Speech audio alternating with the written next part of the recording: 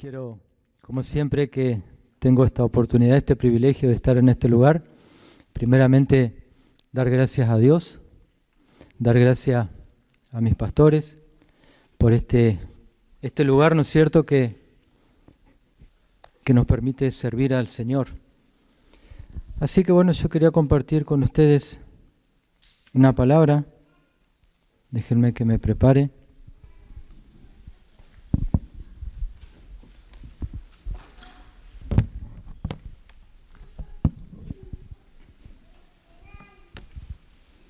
Amén. Esta palabra que quiero compartir está en el Evangelio según San Juan, ¿sí? Vamos a leer allí San Juan, capítulo 10. Vamos a leer del versículo 7 al versículo 11, ¿sí? Es un pasaje muy conocido. Si usted lo encontró en su Biblia y se pone de pie en reverencia a Dios y su palabra, ¿sí?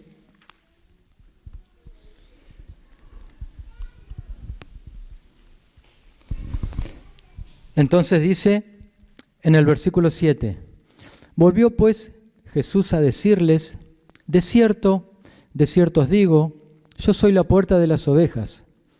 Todos los que antes de mí vinieron, ladrones son y salteadores, pero no los oyeron las ovejas. Yo soy la puerta, el que por mí entrare será salvo, y entrará y saldrá y hallará pastos. Dice el verso 10, el ladrón no viene sino para hurtar, matar y destruir.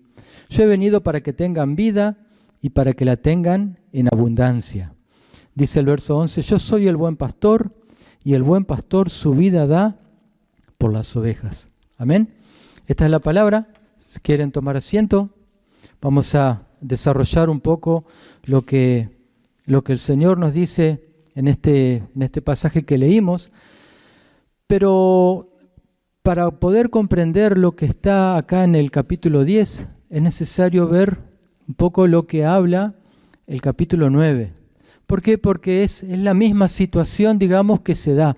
En base a lo que pasó anteriormente, que bueno, acá en la Biblia está como en el capítulo 9, tenemos que entender que en el original la palabra, bueno, se escribió en papiro, ¿no es cierto? Después se le pusieron capítulos, versículos, a forma de organizarla un poco.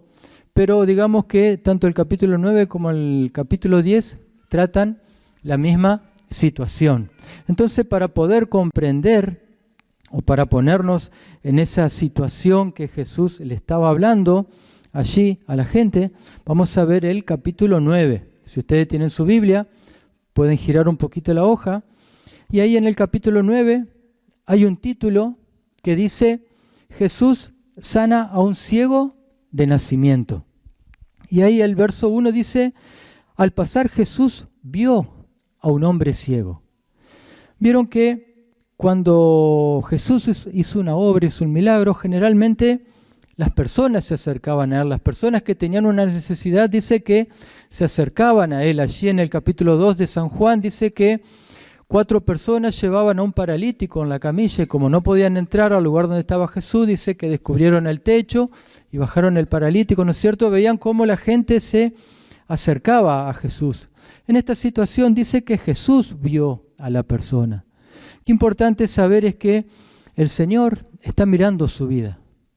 El Señor está mirando nuestras vidas. ¿Por qué? Porque Él realmente está interesado en que nosotros estemos bien. Entonces dice que vio a un hombre ciego de nacimiento y allí un poco la tradición o lo que ellos pensaban, dice que sus discípulos le preguntaron, Rabí, ¿quién pecó? ¿Este o sus padres para que haya nacido ciego? Y Jesús, ¿qué le dice? Respondió Jesús, no es que pecó este ni sus padres, sino que para que la obra de Dios se manifestara en él. O sea, Jesús no dice que la enfermedad no viene por causa del pecado, porque la enfermedad viene por causa del pecado, pero hay veces que la enfermedad viene porque, bueno, Dios quiere glorificar su nombre. Hay muchas veces que Dios permite que nos pasen cosas para que nosotros reaccionemos, para que le busquemos más de Él. Y en este caso, dice Jesús, no es que pecaron sus padres, es para que el poder de Dios se manifieste sobre su vida. Y si ustedes se fijan ahí en el verso 4, dice, me es necesario hacer las obras del que me envió. Entre tanto que el día dura, la noche viene cuando nadie puede trabajar. ¿Saben lo que dice ahí el Señor? Entre tanto tengo vida, tengo que trabajar. Entre tanto que estoy con vida, tengo que hacer la obra de ¿quién? La obra de mi Padre. ¿Qué palabra, no es cierto? Entre tanto que nosotros tengamos vida, hagamos lo que podemos hacer. Todo lo que nos viene a la mano poder hacerlo, hagámoslo. Porque sabemos que todo lo que nosotros hacemos o todo lo que nosotros dejemos de hacer tienen consecuencias eternas. Un día nosotros dice que vamos a ser juzgados delante de Dios, dice que va a ser el juicio del galardón, si bien los que son condenados, van a ir a juicio para condenación. Ahora nosotros dice la palabra que vamos a ir a juicio, ¿para qué? Para el galardón, para la recompensa. Y allí el Señor dice que va a pesar las obras que nosotros hicimos. Entonces, qué importante es que estemos preparados para todo lo que podamos hacer, todas aquellas cosas que nos vienen a la mano hacer, hacerlas, para la gloria de Dios. Amén. Entonces dice, entre tanto que estoy en el mundo, dice, luz soy del mundo, le dice Jesús. ¿Por qué? Porque él tenía un trabajo, él tenía que llevar la palabra, ¿no es cierto? ¿Para qué? Porque la palabra es la que le da luz, ¿sí? ¿Recuerdan el Salmo 119? Lámpara es a mis pies tu palabra y lumbrera mi camino. Amén. Entonces ahí vemos la conversación que tiene Jesús con sus discípulos y miren lo particular que pasa acá. Dice que, dicho esto, Jesús escupió en tierra, hizo lodo con la saliva, allí en la tierra, y dice que untó con lodo los ojos del ciego. Imagínense, ustedes pónganse en la situación del ciego, que viene una persona, que no la pueden ver, lógicamente porque era ciego, escupe en tierra y después le pone como ese barro en los ojos. Y no solamente esto, sino que le dice al ciego, ve a lavarte al estanque de Siloé, que dice que traducido es enviado. ¿Qué dice que hizo el ciego? Fue entonces y se lavó y regresó viendo. Ahora, el ciego no solamente que aceptó lo que el Señor le estaba haciendo, lo que una persona le estaba haciendo porque no lo conocía, sino que le obedeció también. Qué importante es que nosotros podamos comprender que la bendición de Dios está en la obediencia. Cuando nosotros somos obedientes, vamos a tener bendición de Dios. ¿Cuántas veces hay cosas que uno por ahí no está muy de acuerdo? Me ha pasado a mí. Ha habido veces que no estoy muy de acuerdo con cosas, pero que las hago por obediencia. Y después esas cosas que no estaba muy de acuerdo terminan siendo de bendición. Entonces, que cómo nos enseña la palabra y cómo tenemos que realmente hacer caso a lo que el Señor nos dice. Entonces, bueno, acá ven la situación de que Jesús sana a un ciego de nacimiento y acá en el verso 8 como que empieza un problema, por así decirlo. ¿Por qué un problema? Porque, ¿qué dice el verso 8? Entonces los vecinos y los que antes le habían visto que era ciego decían, ¿no es este el que se sentaba y mendigaba? Unos decían, él es, y otro, a él se parece. Él decía, yo soy. Imagínense ustedes esa situación que las personas, al que era ciego, lo ven que venía caminando viendo. Che, ¿será este el que era ciego? No, no es, se parece. ¿O sí? No, sí. ¿Pero a vos qué te parece? Sí, me parece que no, fíjate que tiene un hermano que no. Entonces como que debatían uno y el otro diciendo, ¿es este o no es este? Me hace acordar un poco esta situación, ¿no es cierto? Cuando dice que el hijo pródigo volvió a la casa y su hermano cuando le vio que el padre estaba haciendo fiesta, dice que se molestó un poquito.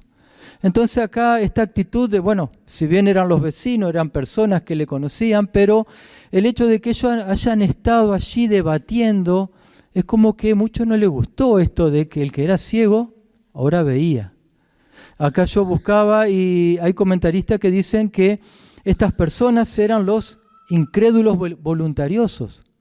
¿Por qué? Porque no querían creer lo que veían, Vieron que hay un dicho que no hay más ciego que el que no quiere ver, no hay más sordo que el que no quiere oír. Bueno, estas personas, digamos, como que no querían ver eso que Jesús había hecho. Ahora, ¿qué hicieron? Dice que los llevaron ¿a dónde? Ante los fariseos. O sea, como que no les alcanzaba esta discusión que ellos tenían, ¿qué hicieron? Los llevaron a los fariseos. ¿Por qué los llevaron a los fariseos? Porque dice que este ciego había sido sanado un día de reposo. Y los fariseos, como que ellos estaban bajo la ley y nosotros conocemos que los fariseos dicen que añadían un sinfín de tradiciones humanas a lo que es la ley. Entonces los llevaron a los fariseos y ahí de vuelta se armó otro revuelo porque decían, no, pero esta persona ¿era ciega o no?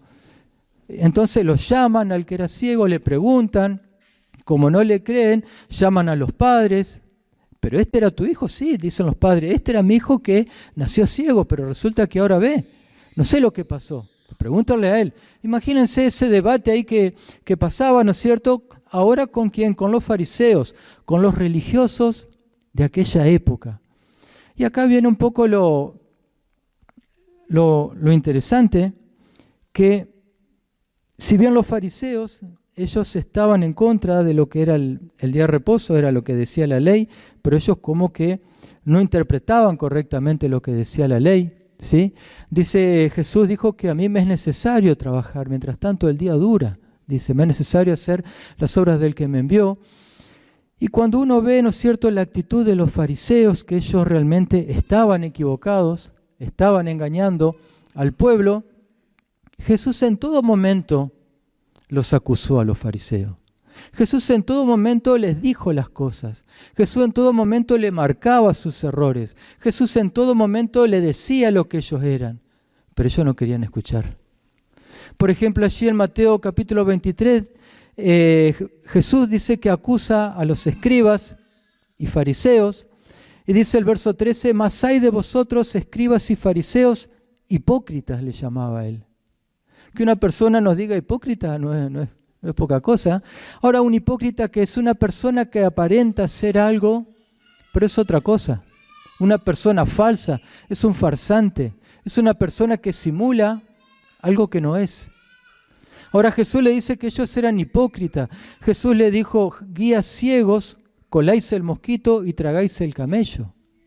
Jesús le decía, porque sois semejantes a sepulcros blanqueados, porque por fuera se muestran una cosa, dice, pero por dentro están llenos de huesos muertos. Todas esas cosas le decía Jesús. Dice,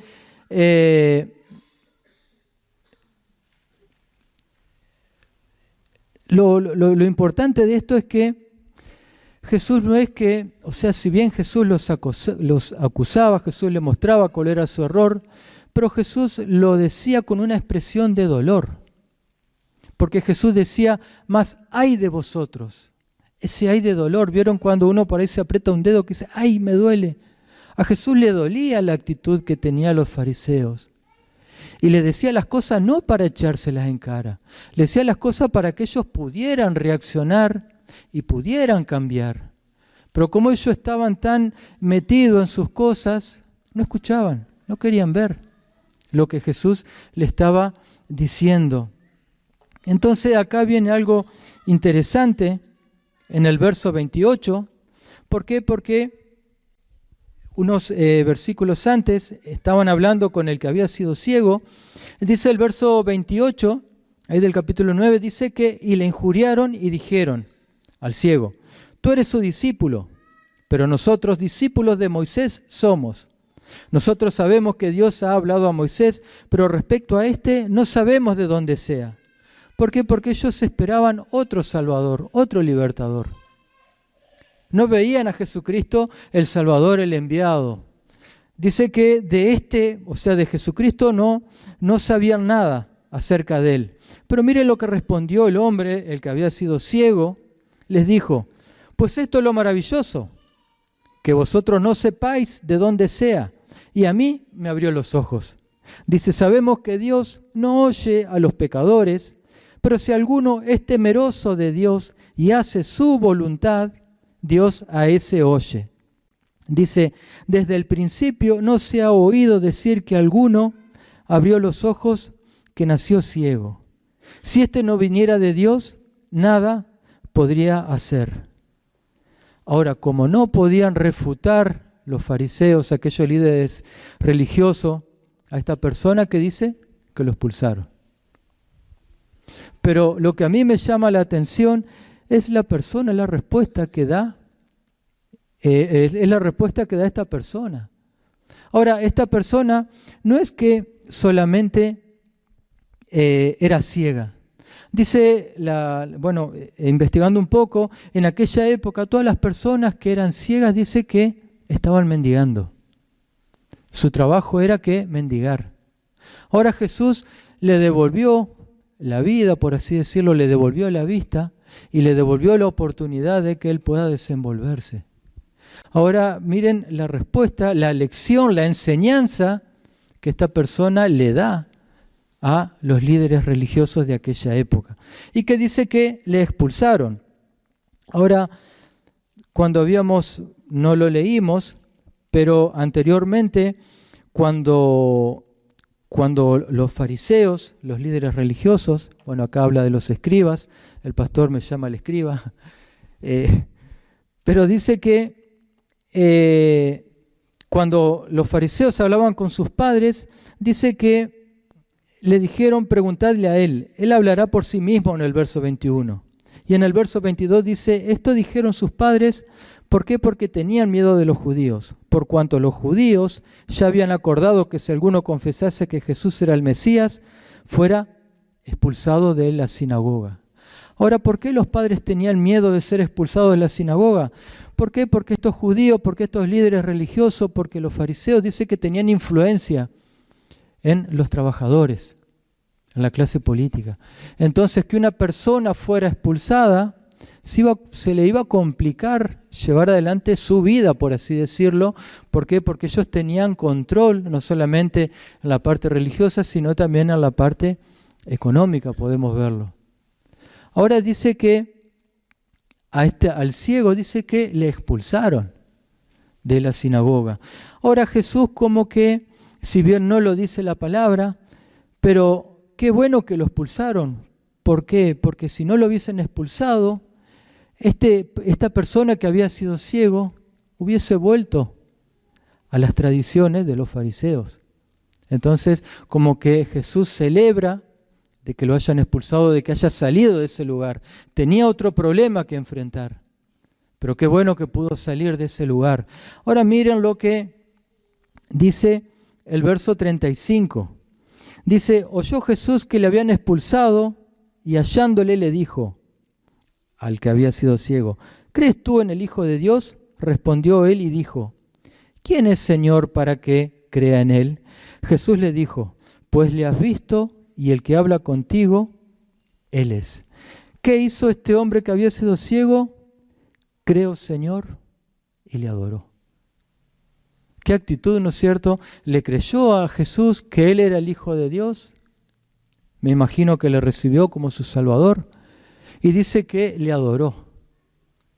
Y ahí me acordaba, el pasaje que leímos, que la pastora puso ahí en Juan.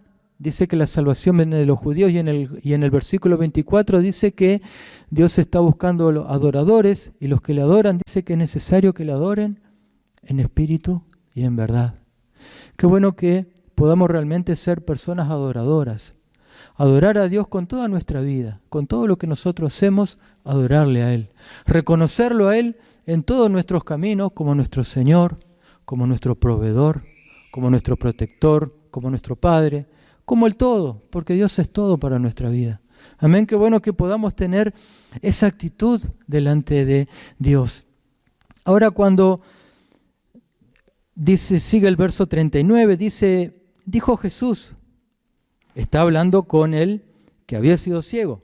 Dijo Jesús, para juicio he venido yo a este mundo, para que los que no ven, vean, y los que ven, sean cegados.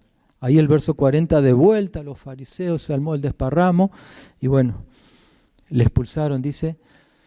Pero ¿por qué leímos este versículo? Porque cuando yo estaba estudiando y leí este versículo, automáticamente me vino la prédica del domingo pasado.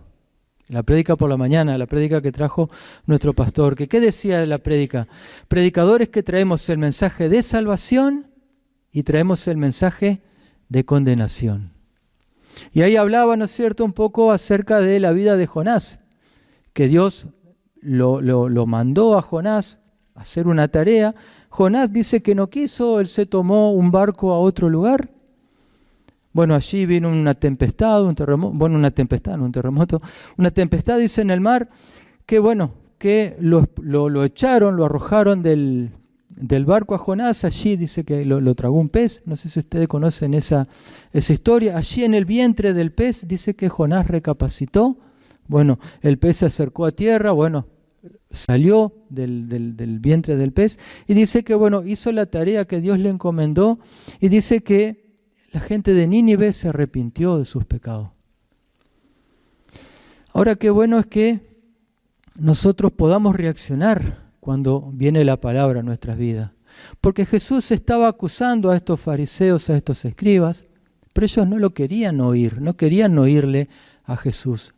Qué bueno que nosotros podamos escuchar la palabra y realmente meditar en ella.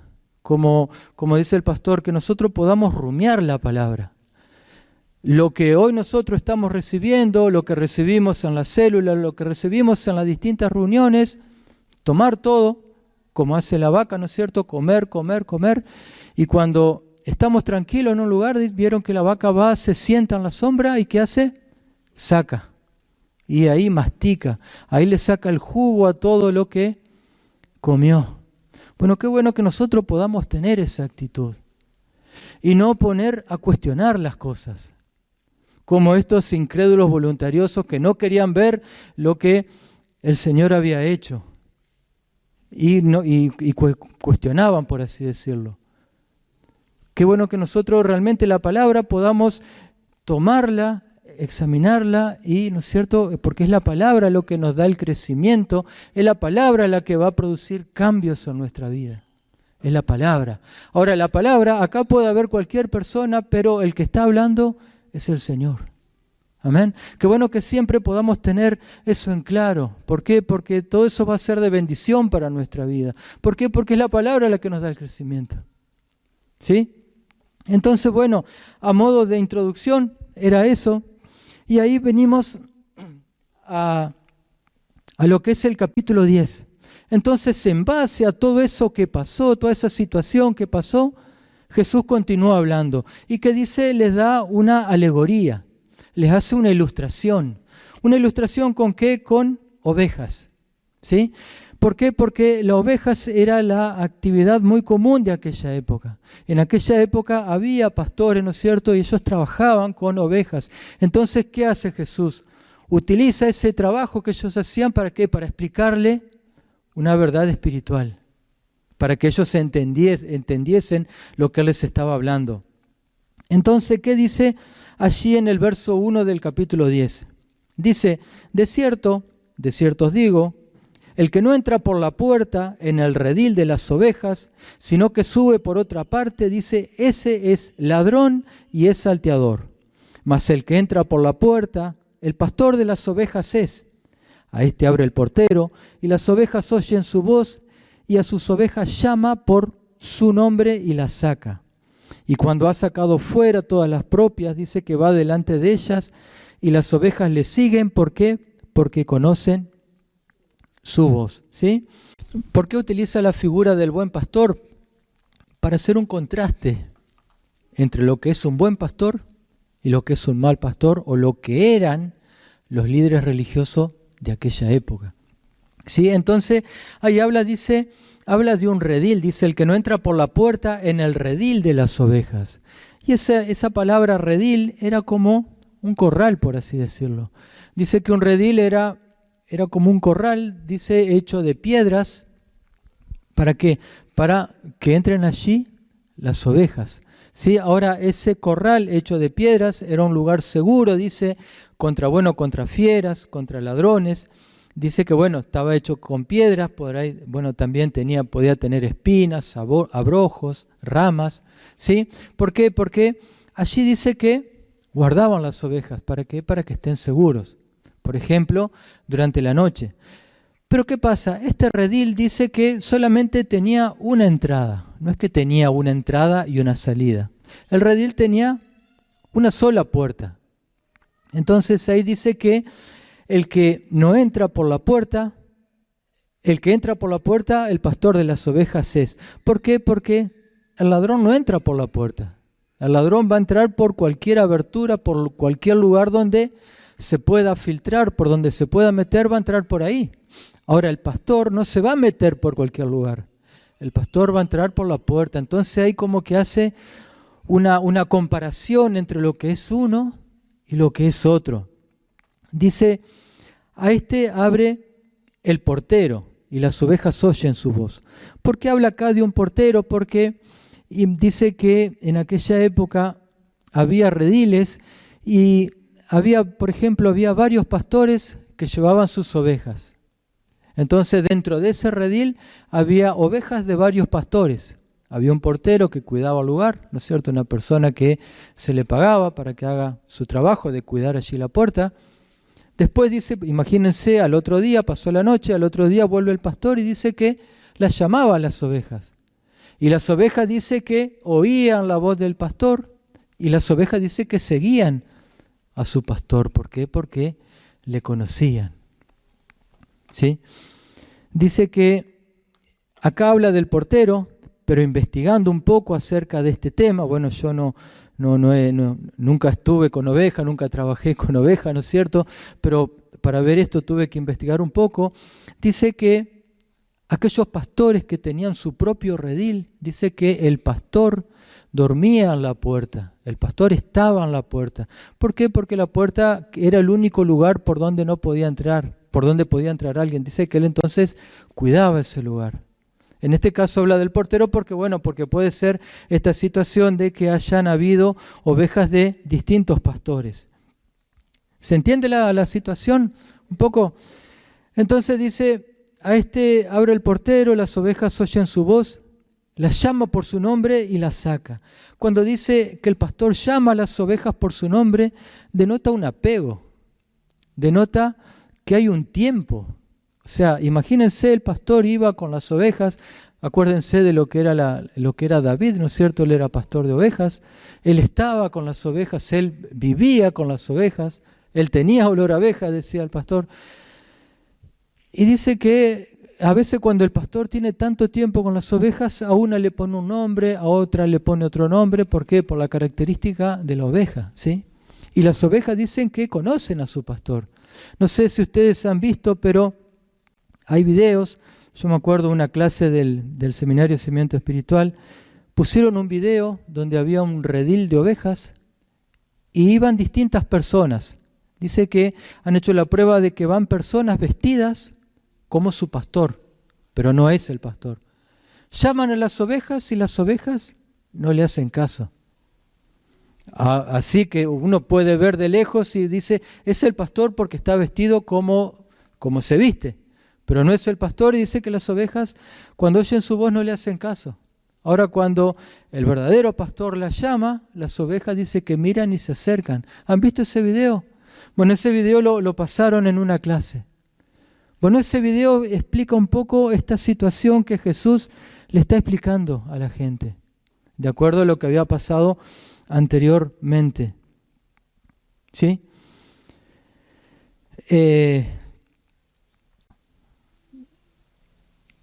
Entonces, acá vemos que dice, miren esta situación en el verso 4.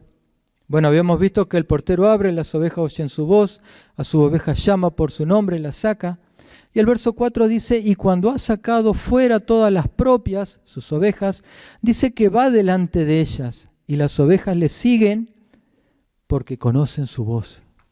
Ahora, estudiando un poco este versículo, dice, hace la diferencia de que el pastor va delante de ella, porque en aquella época había pastores que van detrás de las ovejas. explicaba, ¿no es cierto?, que hay pastores que van a caballo. Hay pastores que tienen perros. Por ejemplo, cuando una oveja se está desviando, que va el perro ovejero y la muerde un poquito, la aprieta a la oveja, ¿para qué? Para que vuelva. Pero en cambio acá la situación que Jesús le explica, le está diciendo que el pastor va delante de las ovejas y las ovejas le siguen al pastor. ¿Vio esta situación que nosotros estamos tratando de descifrar? ¿Cuánto nos habla, cuánto nos está enseñando o no? Entonces acá ya llegamos al versículo que, bueno, acá dice el verso 6, esta alegoría, esta representación, dijo Jesús, dice, pero ellos no entendieron lo que les decía. No pudieron entender lo que Jesús les estaba diciendo. Entonces el verso 7 que dice, volvió pues a Jesús a decirle, de cierto os digo, yo soy. Acá aparece la palabra, yo soy. Y esa palabra yo soy nosotros ya la conocemos, ¿sí? Porque si nosotros hemos leído la palabra, vemos, por ejemplo, la situación de Moisés, cuando Dios quiso sacar a su pueblo de la servidumbre, y lo llamó a Moisés, y ahí vemos que aparece la palabra yo soy. ¿Dónde está eso? Eso está allí en el libro de Éxodo, en el capítulo 3, en el verso 9, dice el Señor, ¿no es cierto? El clamor pues de los hijos de Israel ha venido delante de mí, y también he visto la opresión con que los egipcios los oprimen. Ven por tanto ahora y te enviaré a Faraón para que saques de Egipto a mi pueblo, los hijos de Israel. Entonces Moisés respondió a Dios, ¿quién soy yo para que vaya a Faraón y saque de Egipto a los hijos de Israel? Y él respondió, ve porque yo estaré contigo, y esto te será por señal de que yo te he enviado. Cuando hayas sacado de Egipto al pueblo, serviréis a Dios sobre este monte. Dijo Moisés a Dios, he aquí que llego yo a los hijos de Israel y les digo, el Dios de vuestros padres me ha enviado a vosotros. Si ellos me preguntaren, ¿cuál es su nombre? ¿Qué les responderé?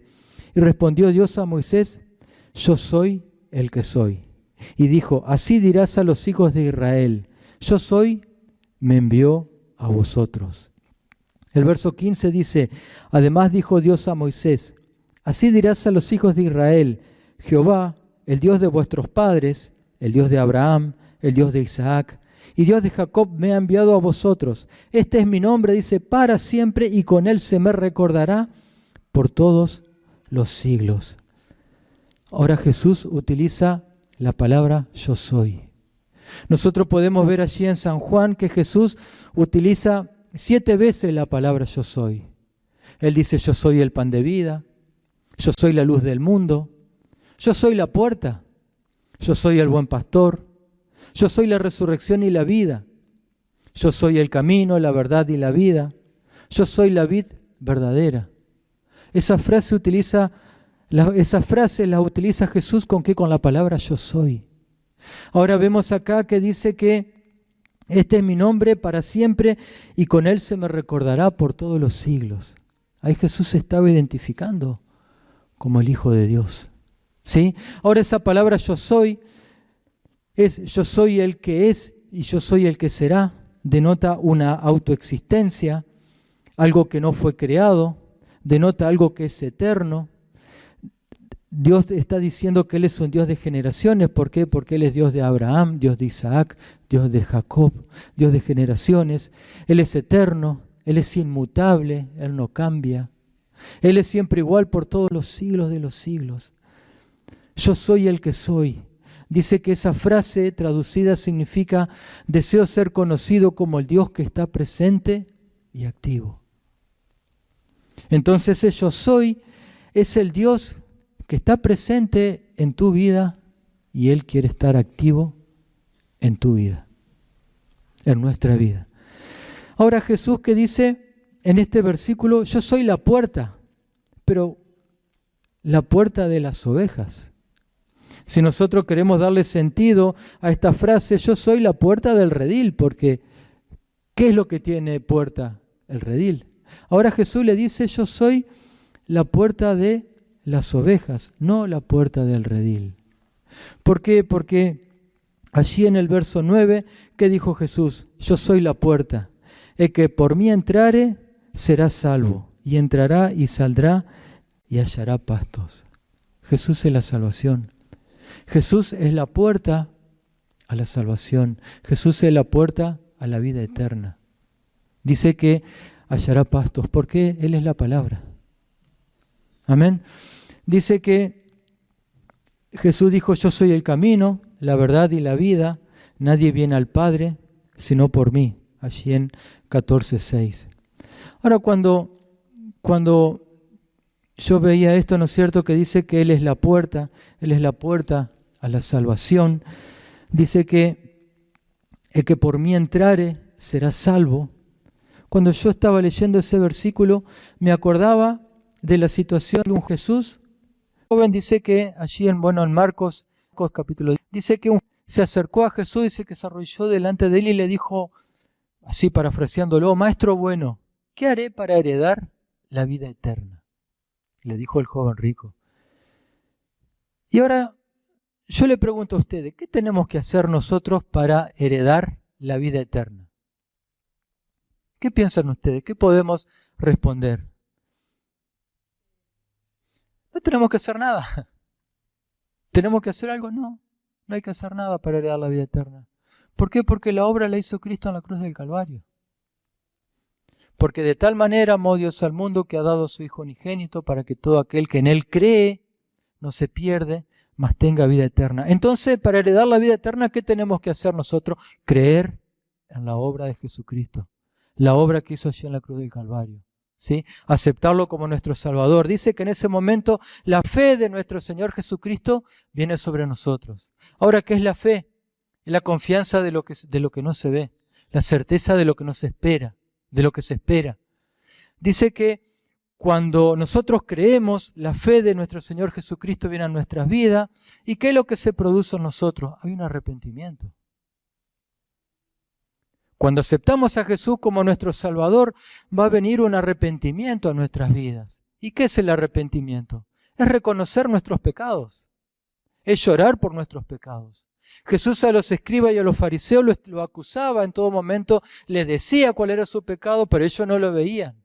Ahora, cuando el arrepentimiento viene sobre nuestras vidas, nosotros reconocemos nuestro pecado, lloramos por nuestros pecados y automáticamente hay un cambio de mentalidad, un cambio de actitud. Y ahí está lo que es la conversión. ¿Por qué? Porque nosotros íbamos camino hacia ¿dónde? Hacia el pecado. Nos arrepentimos, hay un cambio de mentalidad y hacemos un giro de 180 grados. Nos alejamos del pecado, ¿para qué? Para acercarnos a Dios. Ahora, cuando eso se produce en nuestras vidas, en ese momento que tenemos ese encuentro con el Señor, dice que hay una característica fundamental en los hijos de Dios. ¿Y saben cuál es esa característica fundamental en los hijos de Dios? Es que son obedientes. Ah, sí, los hijos de Dios dicen que son obedientes. Ahora, ¿saben lo que significa obediencia? Obediencia significa prestar atención. ¿Prestar atención a qué? En este caso, prestar atención a la palabra y hacer lo que la palabra nos dice. Entonces, ¿yo hago algo para ser salvo, para heredar la vida eterna? No, porque tengo la vida eterna, porque soy hijo de Dios, vivo conforme como vive un hijo de Dios. ¿Sí? Y ahí aparece lo que, por ejemplo, decía Santiago, allí en el capítulo 2, verso 18. Pero alguno dirá, tú tienes fe y yo tengo obras. Muéstrame tu fe sin tus obras y yo te mostraré mi fe por mis obras. Entonces, cuando nosotros tenemos ese encuentro con el Señor, cuando nosotros hemos recibido a Cristo como nuestro Salvador y Señor, cuando nosotros ha habido un arrepentimiento, ha habido un cambio de mentalidad, un cambio de actitud, nosotros vamos a actuar diferente. Pero porque somos hijos de Dios. Y ahí aparece un poco el concepto del temor de Dios. Porque temer a alguien es querer agradar a esa persona. Entonces, cuando uno teme a Dios, lo que quiere hacer es agradarle a Dios. Ahora, ¿eso lo hacemos con nuestra fuerza? No. ¿Por qué? Porque el Señor, ¿qué nos dejó? El Espíritu Santo. ¿Qué dijo Jesucristo? ¿Os conviene que yo me vaya? ¿Por qué? Porque cuando yo me fuere, ¿qué va a ser? Os enviaré el Consolador. Consolador es la traducción de la palabra griega paracleto. ¿Saben lo que significa paracleto? Aquel que está al lado, aquel que fue enviado, ¿para qué? Para ayudar. ¿Para ayudarnos a quién? A nosotros, a lo que hemos recibido a Cristo como nuestro Salvador. ¿Y en qué nos ayuda? En todas nuestras debilidades, en toda nuestra vida. Nos dio el Espíritu Santo, y el Espíritu Santo, ¿y qué más nos dejó? La palabra. Entonces, ¿qué es lo que tiene que haber en nuestra vida? Una disposición del corazón. Una disposición del corazón ¿para qué? Para acercarnos a Dios, para buscarle, para darle lugar al Espíritu Santo. Y ahí vamos a ir aprendiendo. Ahí vamos a ir caminando con el Señor. Y ahí aparece un poco la definición del yo soy. Ese Dios que quiere estar activo en tu vida.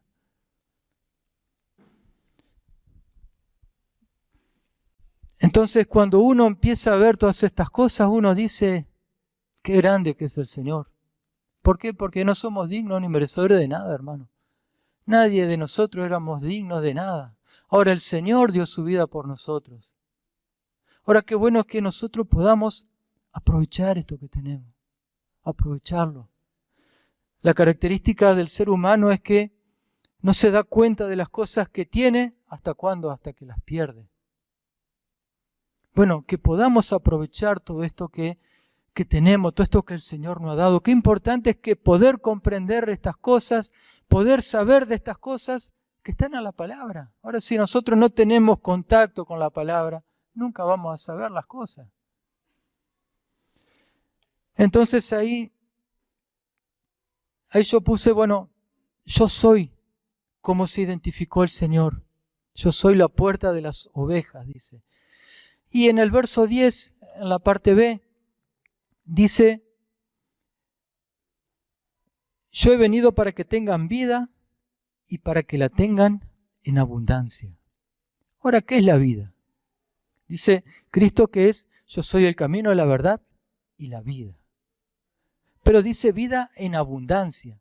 Yo busqué qué significa abundancia. Dice lo que excede por mucho lo necesario. No es que el Señor nos da lo justo. Vieron que por ahí hoy en día uno trabaja y por ahí cobra lo justo, ¿o no? O en otro tiempo por ahí podía ser una diferencia y como las cosas han aumentado, como que uno tiene lo justo. Y uno dice, ¿cómo anda? Y ahí vamos, ahí estamos tirando un poco. No sé si ustedes han hablado con otras personas. Sí, ahí vamos. Y está duro y sí, está complicado. Pero acá dice que Dios nos da vida ¿en qué? En abundancia. Vida que excede por mucho lo necesario. Ahora, para entender eso que Jesús nos da vida en abundancia, uno dice, ¿qué voy a tener? ¿Voy a gozar de buena salud? Sí.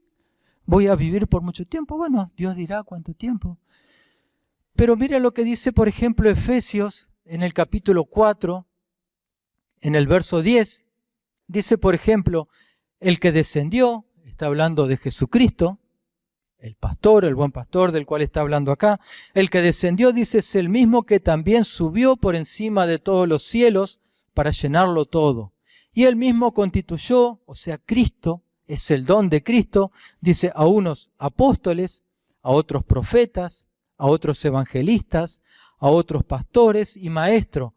¿Para qué? Dice, a fin de perfeccionar, a fin de que maduren, a fin de que sean personas completas. ¿Quién? A los santos. ¿Quiénes son los santos?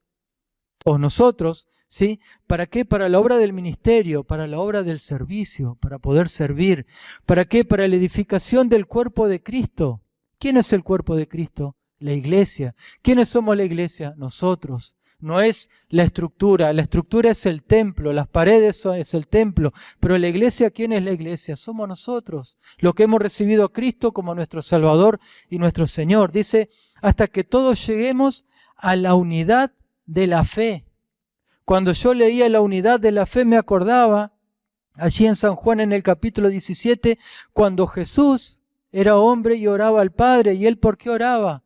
Para que cuide a lo que me has dado, que cuide a aquellos, dice, que tú me has dado, para que sean uno, como tú y yo, Padre, somos uno, decía. Esa era la oración de Jesús. Para que nosotros, dice, seamos uno, dice, hasta que todos lleguemos a la unidad de la fe y del conocimiento del Hijo de Dios, a un varón perfecto. ¿Qué significa perfecto? Una persona completa espiritual, física, emocionalmente, mentalmente, que tengamos un equilibrio, ¿sí? Dice, a la medida de qué, de la estatura, de la plenitud, de la llenura, de la abundancia de quién, de Cristo. ¿Ve todo lo que está diciendo ahí? ¿Para qué? Para que ya no seamos niños fluctuantes, llevados por doquiera de todo viento de doctrina, por estratagema de hombres que para engañar emplean con astucia las artimañas del error, sino que siguiendo la verdad. ¿Cuál es la verdad? Cristo. ¿Quién es Cristo? La palabra. En amor, dice, crezcamos en todo aquel que es la cabeza, esto es, en Cristo. De quien todo el cuerpo bien concertado, ¿a quién se está refiriendo el cuerpo de Cristo? La iglesia. ¿Quién es la iglesia? Nosotros. Dice, bien concertado y unido entre sí por todas las coyunturas, se ayudan mutuamente, según la actividad propia de cada miembro, recibe su crecimiento para ir edificándose en amor. La actividad propia de cada miembro, la actividad que nosotros tenemos, lo que nosotros realizamos. ¿Colaborando para qué? Para el cuerpo de Cristo, la iglesia. ¿Para qué? Para que como iglesia podamos ir adelante. El pastor está diciendo que en este tiempo todos hablemos una misma cosa, que todos tiremos para el mismo lado. Bueno, Jesús dice que Él oró por eso. Ahora, cuando nosotros podemos comprender eso, cuando nosotros realmente llevamos nuestra vida delante del Señor, y el Señor nos va a ir perfeccionando. El Señor nos va a ir sanando y nosotros vamos a poder superar cosas. ¿Por qué pasa esto? Yo cuando veía esto, ¿no es cierto?, me acordaba de una prédica, le puse un título, ¿crecemos o envejecemos? Era la pregunta. Vieron que el tiempo pasa, ¿sí? La vida pasa rápido. Ahí decíamos, Jesús, mientras tenga vida tengo que trabajar, tengo que servir. Ahora, el tiempo pasa rápido. Y algo que no podemos recuperar es el tiempo. El tiempo que perdimos no lo podemos recuperar. ¿Por qué? Porque el tiempo pasa rápido. Ahora, en ese tiempo que pasa, ¿nosotros estamos creciendo como personas, como seres, o estamos envejeciendo? Porque yo, por ejemplo, he visto personas que pasa el tiempo y uno las mira y bueno, como decía mi papá, no te pasó el tiempo, dice, te quedó en la cara, decía un dicho. Y hay veces que nosotros vemos personas que han crecido, que han envejecido, pero siguen siendo niños. ¿Por qué? Porque tienen los mismos problemas, las mismas situaciones, las mismas formas de pensar, la misma equivocación. No han crecido. Han envejecido, pero no han crecido. Qué bueno que nosotros podamos realmente crecer en el Señor, podamos madurar, podamos ser personas completas. ¿Sí? Alguien decía que hay cristianos que caminan como el cangrejo. Vieron que el cangrejo como que camina de costado. No, que nosotros podamos caminar bien, derecho, ir adelante, ¿hacia dónde? Hacia la meta, el supremo llamamiento. ¿Sí? Dice, ahí yo veía en Filipenses capítulo 2, verso 12, ocupaos en vuestra salvación con temor y temblor. ¿Sabe lo que significa esa palabra? Vivan conforme a lo que son. ¿Qué son? Hijos de Dios. Vivan como hijos de Dios. Ahora, ¿vivimos como hijos de Dios? ¿O somos hipócritas como Jesús le decía a los fariseos? ¿Por qué? Porque aparentan ser una cosa, pero son otra. Bueno, si somos hijos de Dios, vivamos como hijos de Dios. Ocupémonos de las cosas que tenemos que hacer. ¿Sí? ¿Por qué? Porque la vida pasa rápido. Aprovechemos el tiempo, la oportunidad que hoy tenemos. ¿Para qué? Para servir a Dios. Y eso es lo que nos da felicidad, eso es lo que nos da llenura. Eso es lo que nos hace felices. Podemos estar pasando situaciones difíciles, pero que dice la palabra, el Hijo de Dios tiene gozo. ¿Por qué? Porque el gozo es más que la felicidad. Estamos pasando una dificultad, estamos pasando una situación difícil, pero sabemos que tenemos la victoria. ¿Por qué? Porque tenemos a Cristo a nuestro lado. Y cuando tenemos a Cristo a nuestro lado, Él puede obrar en cualquier momento, Él puede cambiar la situación que sea, Él puede cambiarla. Esta persona ciega de nacimiento, yo me imagino que ha sido una persona que no tenía esperanza. Nació ciego, me imagino que ha cuestionado por qué me tocó esto a mí, por qué me pasa esto a mí. ¿Y qué pasa? Un día se encontró con el Señor y el Señor le dio vista nueva. Ahora, ¿hay algo imposible para Dios? No, Él es el Dios de lo imposible. Pero qué bueno que nosotros podamos siempre apelar a la gracia de Dios, siempre estar allí golpeando las puertas del Señor. Amén. Entonces, ahí dice, el verso 11 dice, yo soy el buen pastor y el buen pastor su vida da por las ovejas. Él a la gente que le estaba hablando no entendía por qué, porque Cristo, Él se identificaba como el buen pastor, Él estaba con vida.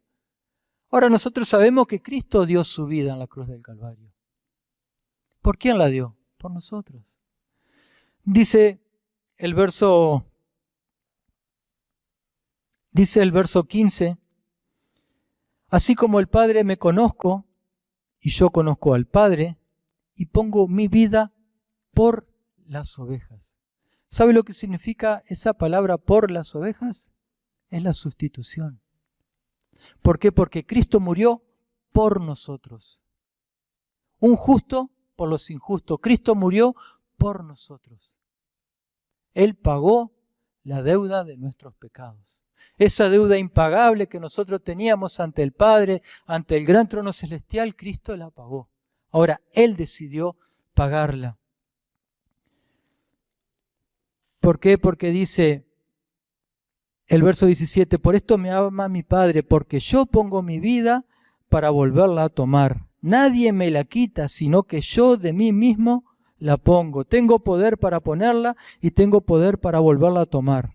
Este mandamiento recibí de mi Padre. Él se entregó, no es que lo entregaron, no es que a Él lo mataron, Él entregó su vida. Y Él volvió a tomarla, ¿por qué? Porque Él resucitó.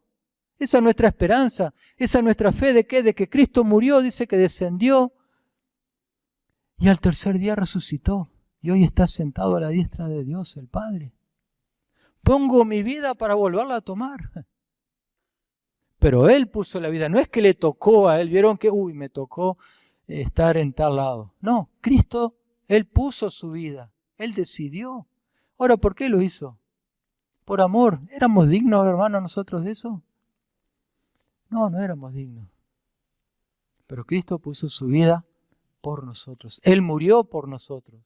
Cada azote que Él recibió lo hizo por nosotros. Dice Isaías 53 en el verso 5, mas Él herido fue por nuestras rebeliones, molido por nuestros pecados. El castigo de nuestra paz fue sobre Él y por sus llagas fuimos nosotros curados. Dice el verso 6, todos nosotros nos descarriamos como ovejas, cada cual se apartó por su camino, mas Jehová cargó en Él, ¿en quién? En Cristo, el pecado ¿de quién? De todos nosotros. Ahora dice, el castigo de nuestra paz. ¿Qué es la paz? Ahora dice Romanos 5:1, justificados pues por la fe, tenemos paz para con Dios por medio de nuestro Señor Jesucristo. Podemos acercarnos a Dios tranquilamente, ¿por qué? Porque tenemos paz. ¿Saben que cuando el diablo nos acusa, porque Satanás acusa a los hijos de Dios, sabemos la vida de Job, el Padre dice que mira, ¿y saben lo que ve a nosotros? La sangre de su Hijo Jesucristo. No, mi Hijo es justo.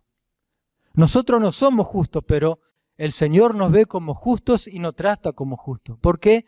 Porque la sangre de Jesucristo está en nuestra vida. Los argentinos somos un país futbolero, que nos gusta ver fútbol. Ahora, ¿cómo identificamos los jugadores?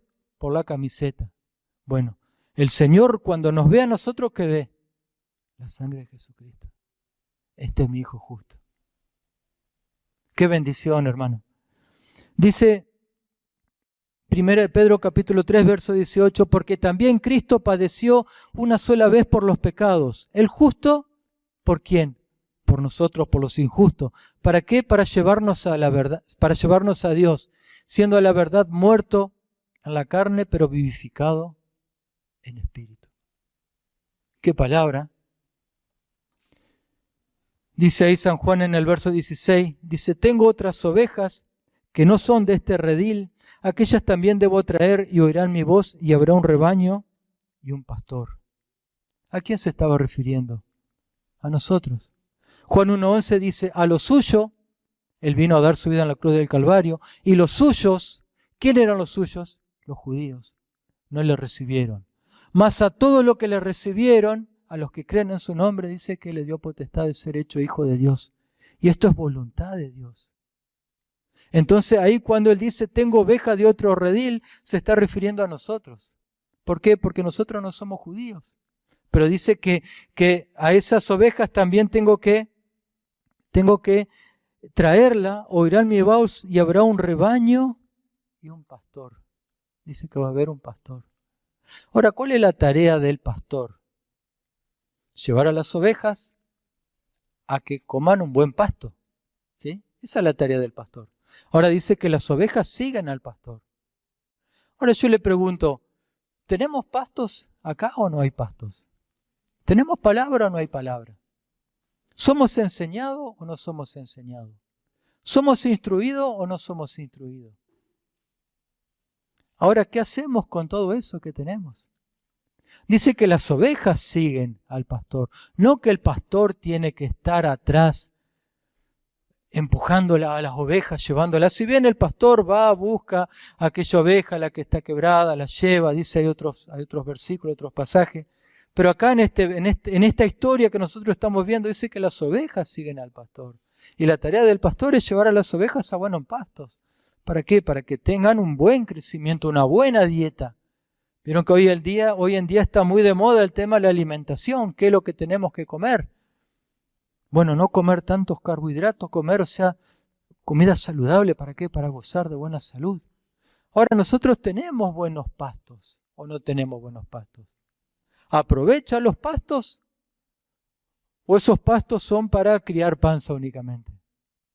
¿Nos desarrollamos como personas? ¿Crecemos como personas? ¿Somos personas, alguien decía, musculosos espirituales? ¿O estamos allí caminando, tirando para no aflojar? Dice, por eso me ama el Padre, porque yo pongo mi vida para volverla a tomar. Nadie me la quita, sino que yo de mí mismo la pongo, dice. Está hablando de que Él dio su vida en la cruz del Calvario. Por amor lo hizo. ¿Y qué pasó en el verso 19? Y de vuelta se armó el desparramo. Dice, volvió a querer haber disensión entre los judíos por la palabra. No creían en lo que Él les decía. Y ahí cuestionaban lo que decían. Uno decía una cosa, otro decían otra. No, pero este no tiene razón, porque fíjate acá, fíjate allá. Ahora, ¿qué hacemos nosotros con la palabra que recibimos? ¿La cuestionamos? ¿O decimos, gracias Señor por lo que estás hablando? Por más que no me guste, gracias Señor. Qué bueno que nosotros podamos realmente tener una buena actitud. Y ahora ya como para ir terminando, a modo de conclusión, vimos 2 puntos, ¿no es cierto? Que Jesús es el yo soy, ¿sí? Vemos que Él vino para que tengan vida y para que la tengan en abundancia. Pero ahí en esa dice, yo he venido para que tengan vida y para que la tengan en abundancia, en el verso 10. Anteriormente hay un texto que dice, el ladrón no viene sino para hurtar, matar y destruir. Y ahí cuando leímos en el verso 1, dice, de cierto os digo, el que no entra por la puerta en el redil de las ovejas, sino que sube por otra parte, ese es ladrón y salteador. Acá ya hace una diferencia, ladrón y salteador. Ahora yo busqué lo que es ladrón. Ladrón es esa persona que nos va a engañar, va a utilizar la sutileza. ¿Para qué? Para sacarnos algo sin que nosotros nos demos cuenta. ¿Sí? El ladrón va a entrar cuando no haya nadie, el ladrón va a entrar cuando nosotros estemos distraídos. ¿Sí? ¿Para qué? Para que no nos demos cuenta de que él nos roba algo. Ahora el salteador podemos decir el asaltante. ¿El asaltante qué va a hacer? Va a utilizar la violencia ¿para qué? Para sacarnos algo. Nosotros nos damos cuenta de que no está asaltando, no está robando, no está sacando algo. Ahora, dice que el ladrón no viene sino para hurtar, robar, matar y destruir. Yo le pregunto, ¿hay cosas en su vida que nos están quitando la bendición de Dios?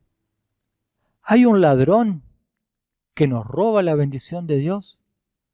¿Algo que nos engaña a nosotros y nos quita la bendición de Dios? ¿No nos deja crecer? ¿No nos deja caminar? ¿O habrá algo que sabemos que hay algo que no nos deja crecer, pero sigue estando en nuestra vida? Bueno, si hay algo de eso en nuestra vida, creo que hoy la palabra del Señor tiene ese objetivo, de que nosotros podamos identificar. ¿Por qué? Porque Cristo, Él es nuestro Salvador, Él es nuestra vida. ¿Para quién? Para todo aquel que en Él cree. Ahora, que ese Cristo realmente nos está trayendo luz a nuestra vida, que podamos realmente identificar esas cosas, e ir a Dios, a su presencia y decirle: Dios mío, hay cosas que no me dejan crecer, hay cosas que no me dejan avanzar, hay cosas que me están robando la bendición, hay cosas que me están asaltando a la bendición. Quizás en esta noche, en esta tarde, hay personas que vienen por primera vez. Bueno, si vienes por primera vez y no has recibido a Cristo como tu Salvador, esta es la oportunidad. Y que puedas ser como aquel ciego de nacimiento que le fue devuelto la vista. ¿Crees en el Hijo de Dios? Sí, creo. Y le adoró. Qué bueno que si no has aceptado a Cristo como tu Salvador, puedas hacerlo en esta tarde, recibirle como tu Salvador personal y puedas adorarle. ¿Qué es adorar a Dios? Es reconocerlo como nuestro Señor en toda nuestra vida, en todos nuestros caminos. Él es mi Dios, yo soy su hijo, yo le sirvo, yo le amo porque yo quiero amarle. Le pedimos al Espíritu Santo que nos enseñe a amarle, pero tiene que haber esa disposición. Amén. Póngase de pie, hermano, y medite en la palabra del Señor. Dígale con sus palabras qué es lo que hay en su vida. Yo no conozco su vida, el Señor sí la conoce. Qué bueno que usted pueda identificar aquellas cosas que le impide caminar, que le impide seguir adelante. ¿Por qué? Porque dice que el Señor nos dio vida y vida en abundancia. Nos dio vida, nos dio todo que excede, dice, lo necesario. Ahora, ¿cómo estamos viviendo? Bueno, esta tarde es una hermosa oportunidad para que usted le diga: Señor, me pasa esto. Señor, hay ladrones en mi vida. Señor, me pasa esto. Señor, estas cosas no las he podido superar. Si bien hay situaciones, hay cosas que el Señor nos libera, pero hay situaciones que nosotros tenemos que vencer. ¿Cuántas personas hay que de un día para el otro dejan un vicio, dejan algo de lo cual eran esclavos? Y hay otras personas que tienen que trabajar por un tiempo. Bueno, quizás tú estás en ese tiempo trabajando. Bueno, hoy la gracia de Dios está sobre tu vida. Ahora, qué bueno que puedas decirle: Señor, necesito de tu ayuda. Qué bueno que podamos reconocer. Me acuerdo el ejemplo que daba el pastor cuando mandó a su hijo a mover una piedra. Era una piedra muy grande. Y claro, el hijo no podía moverla. ¿Por qué? Porque era muy grande, era muy pesada. El padre le pregunta: ¿moviste la piedra? No pude mover la piedra. Sí, no pudiste. ¿Por qué no me pediste ayuda? Hay cosas que por nuestra fuerza no la vamos a poder superar. Pero está la gracia de Dios. No es con fuerza, sino es con mi espíritu, dice el Señor. Su Espíritu Santo. Ahora su Espíritu Santo está en este lugar. Qué bueno que podamos tener esa disposición del corazón para decirle: Dios mío, aquí estoy, Señor. Que usted pueda cerrar sus ojos y pueda orar a Dios, pueda abrir su corazón. Lo que el Señor quiere es escuchar su voz. Lo que el Señor quiere es que usted le pida. Golpead y se abrirá. Al que busca hallará, dice. Al que llama se le abrirá, dice su palabra. Lo que nos está diciendo el Señor es que tenemos que pedir insistentemente, acercarnos al trono de la gracia, dice su palabra, para alcanzar el oportuno socorro. Por eso yo, Señor, en esta hora te pido que tú extiendas tu mano, Señor. Tu mano de amor, tu mano de gracia, pueda estar, oh bendito Dios, obrando en este lugar, Señor. Yo te pido que tú puedas estar derramando de tu gracia sobre la vida de mis hermanos.